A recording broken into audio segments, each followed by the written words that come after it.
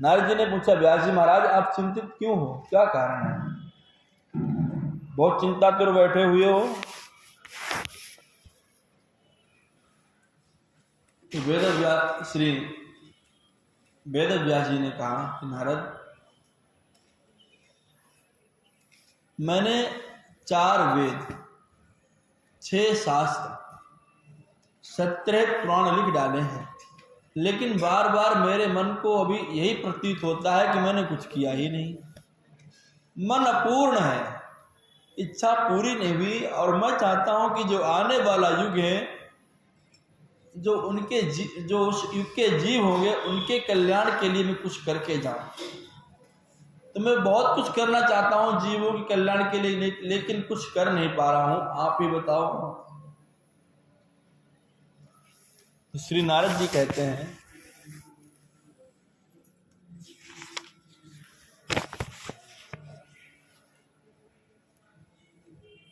कि आपने अपने लेखनी के चमत्कार तो बहुत दिखाए, लेकिन अभी तक आपने ऐसा कोई ग्रंथ नहीं लिखा है जिसमें भगवान के भक्तों को आनंद आए, जिसमें भगवान के भक्तों के भी चरित्र हो, भगवान के भक्तों से जुड़ा हुआ चरित्र हो भगवान का। ऐसा अभी तक आपने कोई ग्रंथ नहीं लिखा है, इसीलिए आप असंतुष्ट हो। अरे मुझे देखो, मैं पूर्व जन्म में अहम पुरातीत भवे भवम मुने दास्यास्तु कस्याश्चन वेदवादिनां निरूपितो वा लक एव योगिनां शुश्रूषणे प्रवसि निर्विवेक्षिताम्।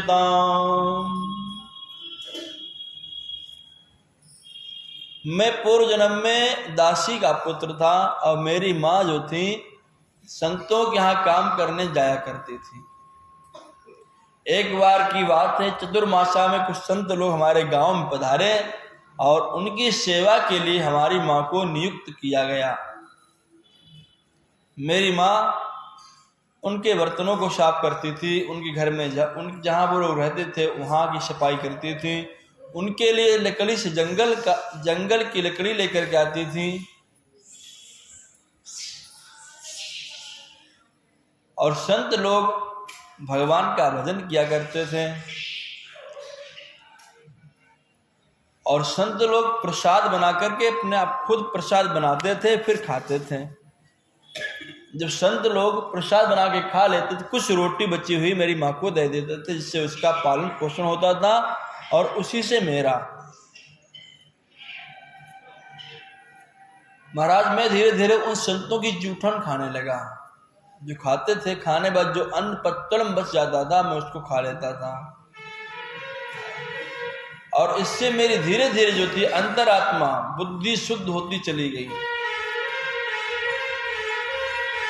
और मेरा भी भगवान के भजन में मन लगने लगा। संत लोग जब कीर्तन करते हैं, हरे राम राम राम हरे हरे, हरे कृष्ण कृष्ण कृष्ण हरे हरे, हरे राम राम राम हरे हरे, हरे कृष्ण कृष्ण कृष्ण हरे हरे, हरे राम राम राम हरे हरे।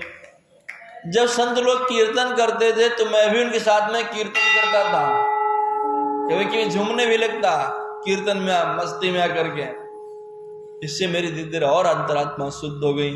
धीरे धीरे संतों का जाने का समय हो गया, 4 महीने पूरे हो गए, और मुझे मालूम चला कल संत सभी चले जाएंगे। तो मैं जल्दी जल्दी भागा संतों के पास में गया। महाराज आप मुझे अकेले छोड़ करके नहीं जा सकते हो, मैं भी आपके साथ में चलूंगा।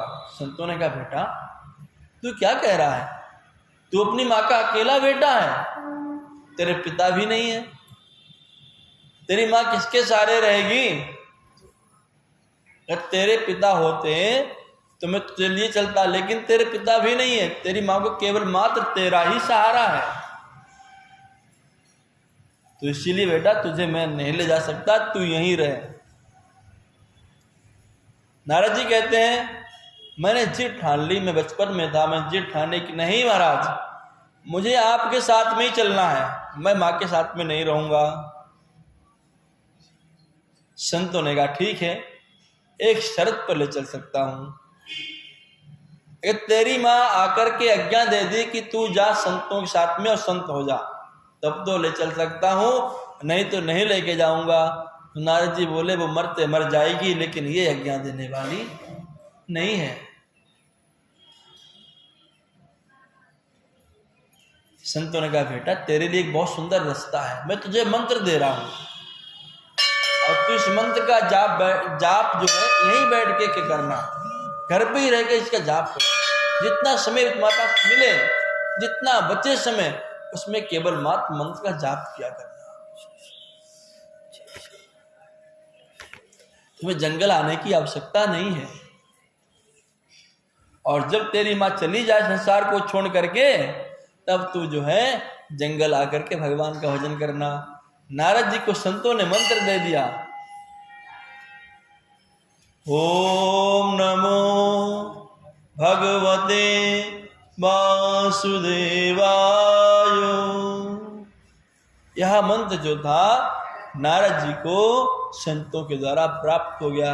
नारद जी को जब भी समय मिलता अपनी कुठरिया के अंदर बैठ जाते और भगवान का ध्यान लगा देते हैं। इस प्रकार से जब बहुत दिन ध्यान करते करते जब देखा कि भजन बढ़ते जा रहा है, तो माँ को चिंता हो रही, अरे कहीं मेरा बेटा जो है बाबा ना बन जाए। और माताओं को बहुत ज़्यादा चिंता इसी बात की होती है कि बेटा कहीं बाबा ना बन जाए।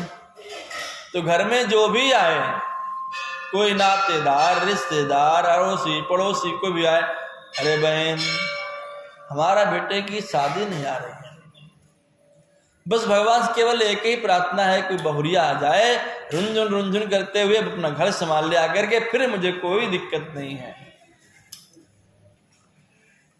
जो भी घर में आता था उससे केवल मात्र इसी बात को कहती थी। नारद जी को पता चला कि मेरी माँ तो विवाह के चक्कर में है मेरे। नारद जी को हरे राम राम, ये क्या होने वाला है?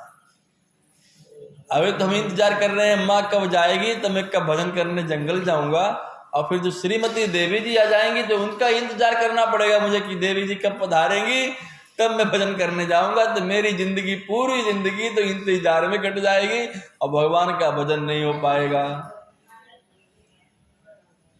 अब क्या करें? एक दिन की बात है,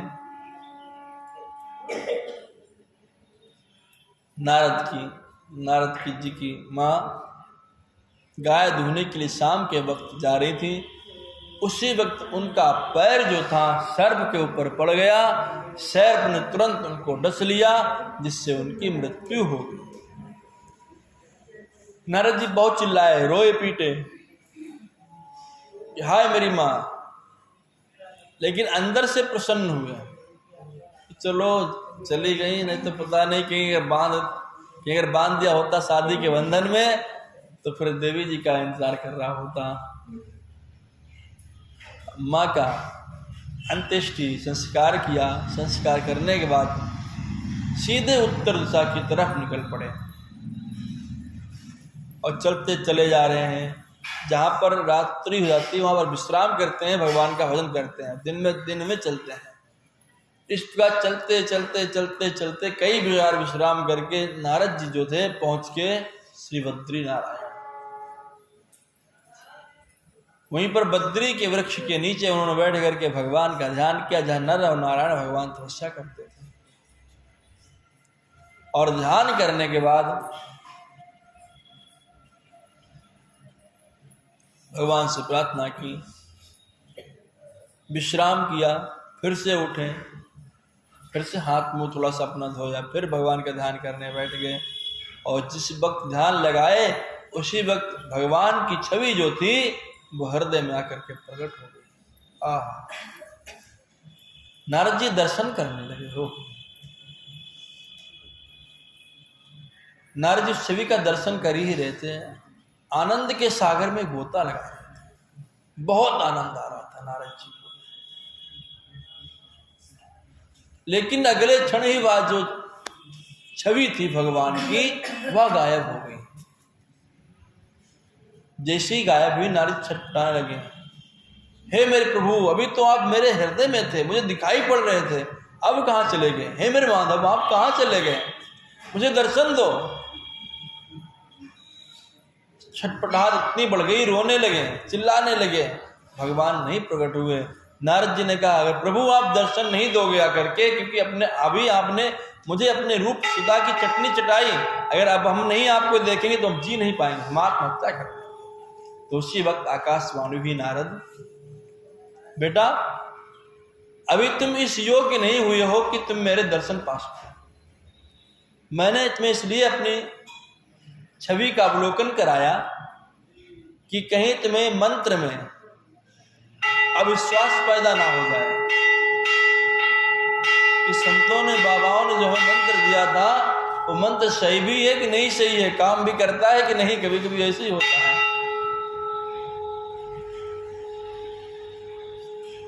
और मंत्र का जाप हमेशा जो है दृढ़ विश्वास के साथ में करना चाहिए। दुनिया एक तरफ हो जाए कि नहीं ये मंत्र गलत है, लेकिन आप अपने अटल रहो कि नहीं यही हमें जाप करना है, हमारे गुरुदेव ने यही कह दिया है और बिल्कुल सही है, तो समझो सफल हो जाएगी जिंदगी। आज नारद जी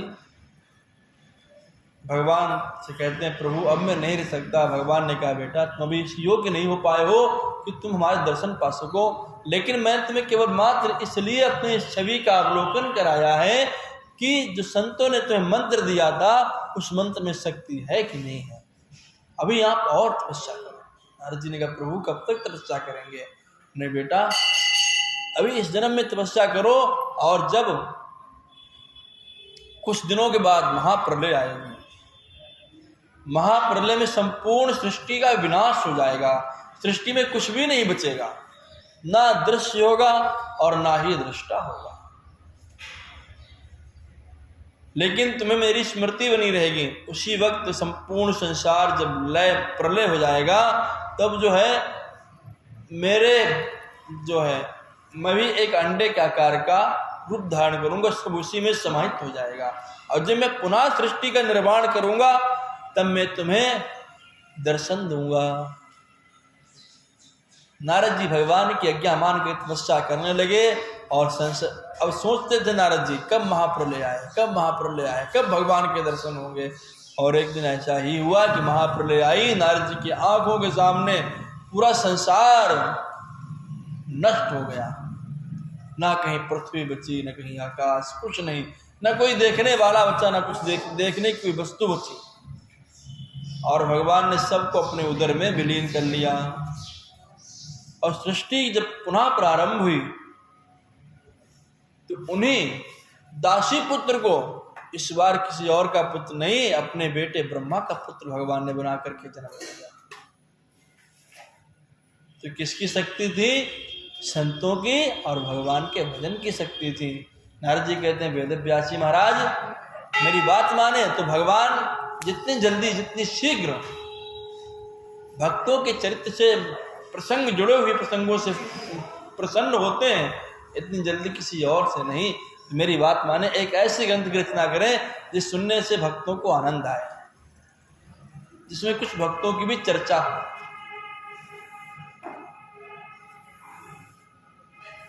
तुरंत वेदव्यास जी ने कहा कि महाराज अभी तक तो जो मैं लिखता था, जो मुझे मिला, जो ज्ञान के माध्यम से सही था वो मैंने लिखा, लेकिन अब मैं एक ऐसा ग्रंथ लिखूंगा जिसमें मैं नहीं, जो मेरी बुद्धि कहेगी, जो मति कह देगी, इसमें ये लिख दो वही सही है। और वेदव्यास ने तुरंत सरस्वती सरोवर में स्नान किया, और स्नान करने के बाद गणेश जी का ध्यान किया। गणेश जी आकर के पधारे। गणेश जी से कहा कि महाराज मैं एक ग्रंथ लिखना चाहता हूँ। वेदव्यास जी ने कहा, गणेश जी ने कहा ठीक है महाराज लिखिए, लेकिन लिखना आपको होगा, मैं तो बोलूंगा केवल। गणेश जी ने कहा ठीक है मैं लिखूंगा, लेकिन शर्त के साथ में। शर्त हमारी ये है कि अगर आप बोलना बंद कर दोगे तो हम लिखना बंद कर देंगे, फिर आगे नहीं लिखेंगे। तो वेद व्यास जी ने कहा ठीक, तुम्हारी शर्त हमें स्वीकार है, लेकिन एक बात और है, आप लिखोगे वही जो आपके समझ में आ जाएगा। समझ रहे, मतलब जिस श्लोक को हम लिखेंगे उसका अर्थ भी आपको आना चाहिए। गणेश जी ने भी बात को स्वीकार कर लिया, दोनों की शर्त तय हो गई। तुरंत सरस्वती सरोवर में स्नान करके बैठ गए, और जो भगवान की प्रेरणा से जो उनके अंदर आता जा रहा था, गणेश जी लिखते जा रहे थे। इस प्रकार से जब स्नान आदि का समय होता था तो ऐसा मंत्र, ऐसा श्लोक बोलते थे जो गणेश जी की जल्दी समझ में ही नहीं आता था। तो गणेश जी सोचते थे अरे ये इसका अर्थ क्या होगा, तो कुछ समय लगता था सोचने विचारने में। तब तक जो थे वेद अभ्यास स्नान से निवृत्त होकर के पुनः बोलने लगते थे जाकर के। इस प्रकार से ये जो 18,000 श्लोकों का श्रीमद्भागवत महापुराण तैयार हुआ। और तैयार होने के बाद वेद व्यास ने विचार किया कि परमहंसों की संगीता है। परमहंस समझ रहे हैं? परमहंस किसे कहते हैं? एक बहुत बच्चा होता है वो कभी कभी भगवान के ऊपर जो है सुसु भी कर देता है, आपको पता होगा, है नहीं है? अब भगवान से माफ कर देते हैं ना। तो यही वृत्ति परमहंस वृत्ति कही गई है कि भगवान से इतना प्रेम हो जाए कि भगवान जो है अपने बच्चे समान समझें आप उनके। मतलब ये प्रेम की भगवान की वो परिकाष्ठा है जो एक भगवान, जो माँ एक बच्चे, जैसे माँ और बच्चे में जो प्रेम होता है, बच्चा कुछ भी गलती करता है तो माँ उसे अबोध समझ करके माफ करती रहती है, उसे कहते हैं परमहंस वृत्ति। तो ये परमहंसों की संगीता है, तो किसी पहले परमहंस को ही प्रदान करना चाहिए जिसके संपूर्ण संसार भगवानमय ही हो। लेकिन ऐसा कौन है? तो उसी वक्त याद आया अपना उन्हें बेटा, और अपने बेटे को याद करने लगे कि ऐसा है अगर मेरा बेटा आ जाए तो सबसे पहले मैं उसको यही ग्रंथ पढ़ाऊंगा। ऐसा विचार करके 2-4 श्लोक अपने जो थे विद्यार्थियों को सिखा दिए कि इनको यत्र तत्र जगाओ जा करके। अब आगे के आपको कल सुनाएंगे। आज खुदा को हे विराम बोले। गोविंद भगवान की, राधा कृष्ण भगवान की, श्री कृष्ण गोविंद हरे मुरारे, हे नाथ नारायण वासुदेव।